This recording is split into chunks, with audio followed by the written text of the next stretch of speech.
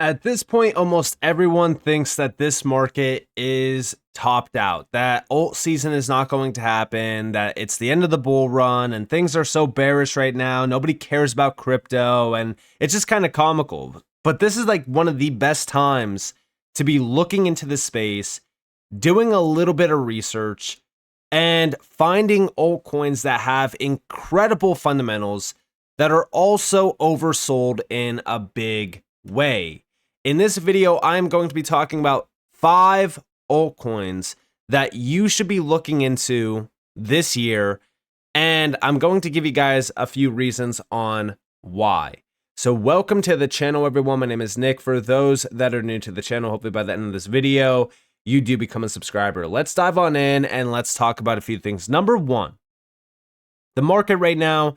Last 7 days, most of the altcoin market is down significantly, as we do see here. I mean, double-digit figures across the board. Last 90 days, we still have some strong gains across the board, but there is still a lot of altcoins that are down in the last 90 days, and this is where I am personally looking, right? I'm looking at altcoins that have very strong fundamentals that haven't really performed well in the last 90 days, and the reason why is because although there is a lot of green, I mean, if we look across the board, there's a lot of great altcoins that are up, 100+%, some 200+%, even some well beyond that.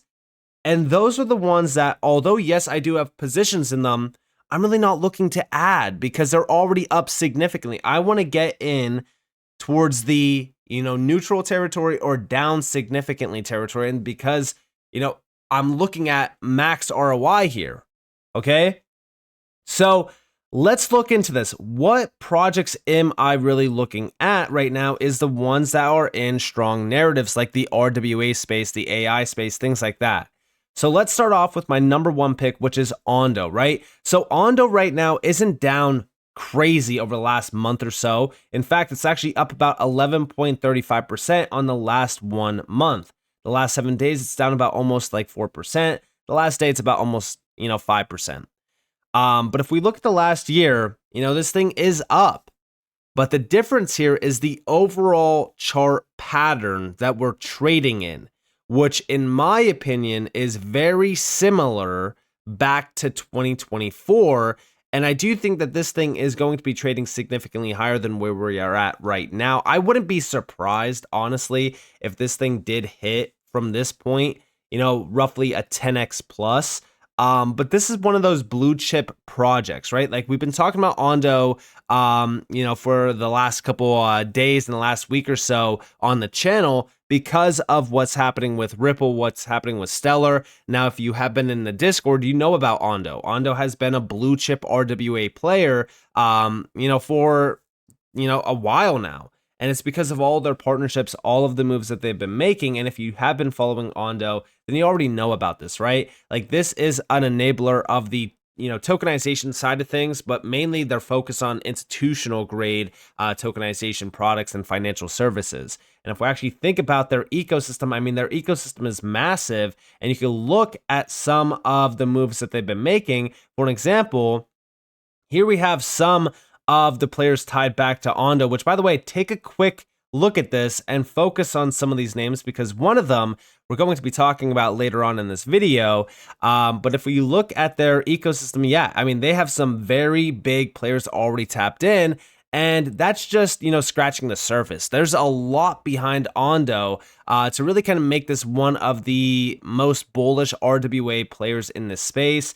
And it's basically become, like I said, a blue chip around the tokenization side of things. Now, on top of that, right, number 2 on the list is Axelar. And it's because of a very similar, sort of idea when it comes to Ondo, which is the fact that like these two are enabling the future of finance. And when I say that, these are 2 core pieces around the tokenization, side of things, but also the institutional side. Because Axelar is an interoperability player. This is allowing the multi-chain future to become a reality. The best part about this thing is that it's down 40, almost 5% on the all-time chart. We're almost back to the same levels that we were trading on back in, roughly November of 2023. which is crazy to me. I mean, this thing in the last year, it's down about 57%. The last month, down about 22%. Last 7 days, it's up a little bit. And the last day, it's down about almost 5%. This thing right now, market cap, fully diluted value. Let's go off of the fully diluted value, 538 million. I truly do think that this one could easily 10x. I'm looking for a 20x on Axelar, and it's because of all of the connections that this one has and the narrative behind it.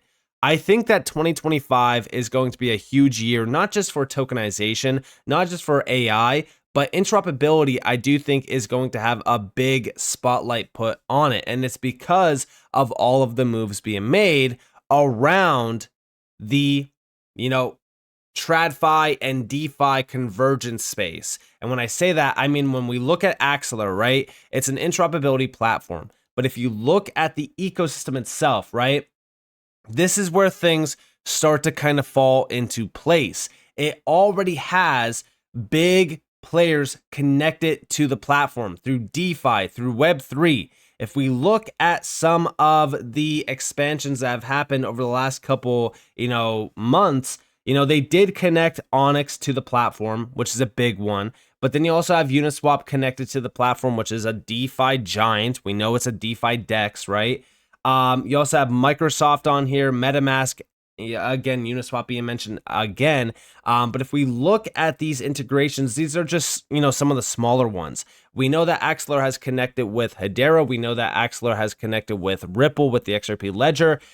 There's so many announcements around Axelar that have happened over the last couple months. And it's really kind of put a spotlight on Axelar in a big way around the multi-chain future.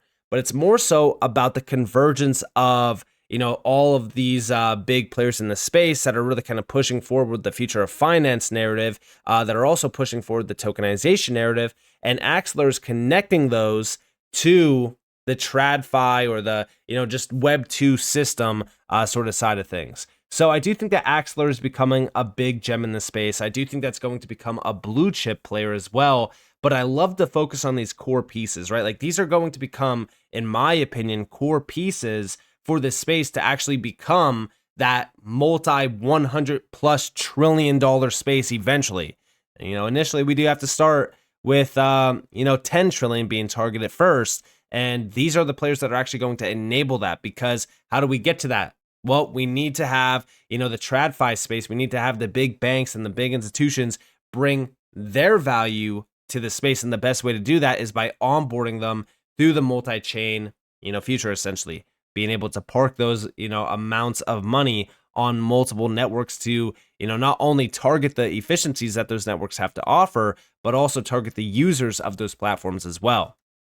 But outside of Axelar and Ondo, we have Injective. So like I said, if we go back to Ondo and we scroll down, you can see Injective is here under one of the ecosystem players. This is a project that a lot of people don't actually look into much right now. And if we look at the overall market cap and the fully diluted value, 1.38 billion, very low market cap, very low supply as well. And if we think about Injective right now, the current price of this thing is trading at levels that we have yet to actually see since going all the way back to November of 2023 as well, very similar to Axelar, okay? And again, Injective is one of those projects that a lot of people completely overlook, even though this is also becoming a blue chip in terms of the future of finance. We actually go over to their website and we could see, what they are offering here. The blockchain built for payments. You could see plug and play modulars, which allows any institution to really tap into this if you want, or a developer to easily just tap into it as well. You also have dynamic smart contracts, working with the best. Again, when we look at the team behind this, when we look at the partnerships behind Injective, they are some very large players from the Web 2 side, but it's basically, again, a mix of both worlds so that we can actually bridge that gap.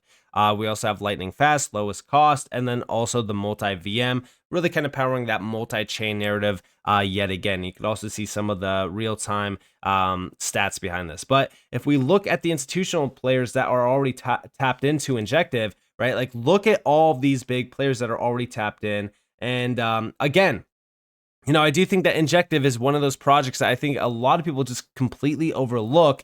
But there's so much here, right? Like if we look at, for an example, the infrastructure on Injective, you could see all of the players from the space that are already, tied into Injective. Some great projects like Algorand, for an example. Oasis is on here as well. Binance Labs, Coinbase Institutional, Chainlink, 21 Shares. I mean, guys, the names tied back to Injective. This is one of those projects that, again, it kind of goes back to the core pieces. I love to look into core pieces that could potentially become very large pillars for, this new world of finance that is being created through this technology. And I do think that Injective is one of them. On top of that, next up on the list, Origin Trail, Track. So this is a project that's not mainly focused around the financial side of things. This is actually an AI gem. A lot of people don't understand Track, but this is actually one of the few projects in this space that actually offer artificial intelligence use cases. Fully diluted value, 200 and almost 27 million. Very low supply. Price is trading right now at levels that we have yet to see since going back to like roughly the end of October. But if we go all the way back, I mean, this is also around like November of 2023. This thing has been chopping here, just kind of going sideways, waiting for something to happen. And I do think that this is a project that people should pay attention to. A lot of great names are, tied to their advisory council. For an example, Greg Kidd, if you guys do know Ripple, you know about Greg Kidd. This is one individual that has been around the space for a very long time. Early investor in Twitter, Square, Coinbase, Solana. This is a big name in this space. I think everyone should pay attention to Greg Kidd a little bit because, again, this is an individual that we've been following on the channel for a while around XRP and Ripple. And I just think that this highlights that he's not just on this advisory board for, fun. This is somebody that sees value in Origin Trail. And I think that even as a retail investor, we could see, how connected Origin Trail actually is. They have some incredible partners. They are offering some great solutions. If you actually look at the solutions tab, they offer a massive amount of them, but a lot of this is all through AI. We actually have the trusted AI solutions on the left side here. We also have their products on the right side, but they are fully pushing AI forward, and they're actually using AI instead of just using it as a hype, narrative to push Track higher. But also look at the highlighted partnerships that they have here. I mean, this is already connected with some of the biggest players in the Web 2 side of things. Oracle, for an example, big one. BSI, another big one. I mean, there's some very large names already tapped in here. And, this is just under the top section. If we look at, the Polkadot Parachains tab, some great connections there. We also have sustainable medicine partnerships. There's a massive amount of names here, as you guys can see. Some names that almost everyone would know. Honeywell is a big one. You also have Deloitte on here. Google's mentioned here as well. And the list goes on. And you also have big pharmaceutical companies as well. Walgreens is on here. So if we think about all of the integrations, and by the way, these are just highlighted partnerships. You have government sector here as well, which if we look at this loading up, we could see some very large players within the government side of things. It's this is a very well connected project already that's pushing forward AI, and it's one of the very few projects actually utilizing AI instead of just, like I said, utilizing it as a hype narrative. So this is a project that I foresee becoming a big player in the AI side of things, which is also a huge narrative. And I do think that this is basically a pillar as well, for just AI converging with blockchain and how they can utilize it both together to really kind of not only revolutionize specific sectors and industries, but entire government, sectors as well. So this is a big +1 project. Now, outside of this, last but not least, Clearpool, Cpool. So, we've hit home in terms of like Ondo for tokenization. We hit home with Axler with interoperability, Injective for also, financial use cases, Origin Trail for AI, and then Clearpool. Clearpool is pushing DeFi forward, specifically institutional grade DeFi. Now, if we look at the last year, this thing is only up about 137%, which you might say, well, Nick, it's only up 137%. Like, that's a significant gain, right? And it definitely is, don't get me wrong. But if you look at the all-time chart, Guys, this thing launched towards the end of the 2021 bull market. It did have a nice run up, but after that, it just basically sold off, and now we're going sideways. In my opinion, with the fully diluted value of this thing, I wouldn't be surprised by a 10, 20 plus X on Clearpool. It all depends on how much hype there is around like the DeFi side, obviously, but I still think that this is a big player in the space that's really kind of pushing forward DeFi in a large way to the institutional side of things, which we'll talk about here in a second. So I just feel like this is one of those blue chips as well that, we could be pretty confident about the success of this project, which I'll talk about why here in a second. But if we actually look at the platform, number one, they have about $85 million in terms of total value locked. We could see the pools here as well. Number one, their biggest pool in terms of like a treasury pool is with Flare. So for those that actually don't know about this, they did announce a partnership with Hex Trust. This is their new stablecoin USDX on Flare. This is what that pool actually is. This is USDX in terms of a pool. You could earn 6.52% on this. The pool size right now is about almost $25 million in terms of USDX because it's one-to-one backing stablecoin. And we could actually see the total loans originated almost $750 million. Total value locked about $44 million. So it did kind of update from this. I don't know if it fully updated yet. But we could see the total revenue generated almost $500,000. Total interest paid about 10.7, almost $10.8 million. You could also see the Prime down here. I don't have Prime. I don't have my wallet connected to this. But we could see the total loans here, the total loans originated, and the number of pools under this as well, which I believe this is kind of adding the additional TVL. I know under borrowing, there's some pools under this as well, but this is like the main lending one. Again, I don't have Prime connected, so I can't see any of this. But this is basically how the platform actually looks. Very clear, very, it's very straightforward in terms of like a UI that's kind of, I would say, similar to, like, for example, Uniswap, if you utilize Uniswap in the past. But also you have staking here. You also have bridging and borrowers. Again, you have all of these other chains. You could see the total staked amount of C pool itself, over 156, almost 157 million, which if we think about the amount of C pool that's out there, it's actually a very significant amount that's locked up. But outside of this, right, like, it's not just me highlighting this project because of one partnership. Like, don't get me wrong, this partnership is great. It's working with Flare, which is a big plus one. We know how big Flare has become. Hex Trust is also a massive company in the space, but it's also the other partnerships. For an example, in just the last roughly like 2 months, we saw this one, which was just an hour ago. Clearpool partners with IO.finnet to expand institutional access to DeFi credit markets. This is a big one. Again, like I said, they're fully focused on DeFi for the institutional side of things. On top of that, 5 days ago, they did partner up with Chintai Nexus to unlock new lending solutions for tokenized RWA assets. Again, mainly focused on institutional, because Chintai Nexus is actually an institutional grade platform based around tokenization. On top of that, Timons, this is basically with LCX. If you guys do know, you know. This was another tokenization initiative that they pushed forward with Ocean, or Ozen, if you will. But on top of this, you also have so many additional, announcements that just happened in the last roughly, month or so. And it's all fully focused on institutional grade capabilities, AI capabilities, and it's mainly focused on DeFi. Like, almost all of this is DeFi initiatives, and it's just showing us how fast Clearpool is moving. I mean, Clearpool is becoming a very big player in this space, and they did, push Ocean as well, or Ozen, if you will, right? I'm calling it Ocean because it's basically just a play on words.